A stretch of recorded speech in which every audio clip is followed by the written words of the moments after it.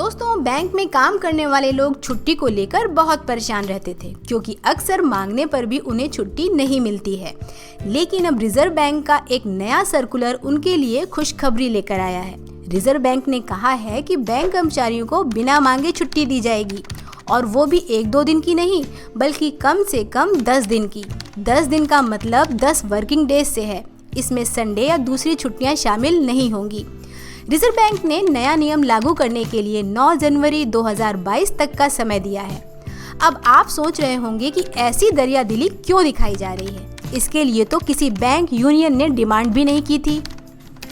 तो दोस्तों, हम इस मेहरबानी के पीछे का सच बताएं उससे पहले आपको एक और जानकारी दे देते हैं। उससे तस्वीर कुछ साफ हो जाएगी।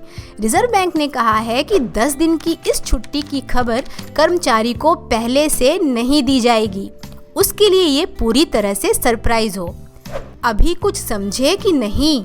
दोस्तों, दरअसल ये छुट्टी बैंकों की मजबूरी है। रिजर्व बैंक भी खुशी खुशी इस छुट्टी को नहीं दे रहा है, बल्कि ये एक तरीका है बैंक फ्रॉड को रोकने का।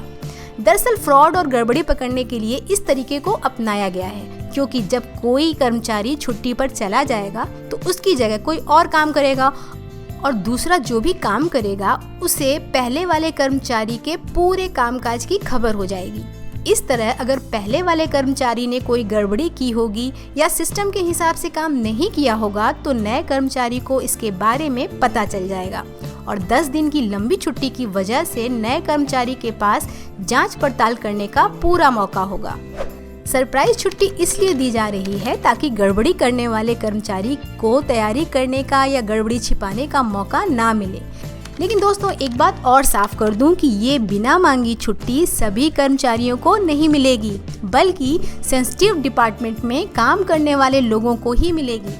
मतलब ऐसे डिपार्टमेंट जहां से घोटाला होने की गुंजाइश होती है, जैसे treasury, currency chest, risk modelling और मॉडल वैलिडेशन जैसे डिपार्टमेंट। इतना ही नहीं, छुट्टी के दौरान कर्मचारी बैंक के किसी कामकाज से फिजिकली या वर्चुअली नहीं जुड़ सकते हैं, बस वो ईमेल देख सकेंगे।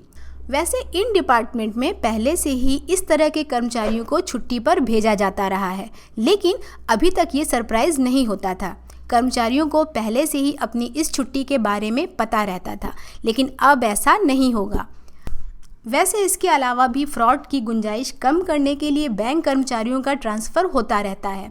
क्लर्क ग्रेड का कोई भी कर्मचारी एक ब्रांच में 5 साल से ज़्यादा नहीं रह सकता है, जबकि अफसर ग्रेड के लोग किसी एक ब्रांच में 3 साल से ज़्यादा नहीं रह सकते हैं।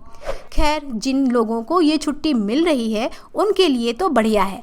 अगर वो अपना बैग पैक करके हमेशा तैयार रहते हैं तो 10 दिन की इस जबरन छुट्टी को वो अच्छे से एंजॉय भी कर सकते हैं। तो दोस्तों, अगर आपको हमारा ये अपडेट दिलचस्प लगा हो तो इस वीडियो को दूसरों के साथ ज़रूर शेयर कीजिए और लाइक कीजिए, और ऐसे ही काम की और जानकारी के लिए इस चैनल को ज़रूर सब्सक्राइब कीजिए।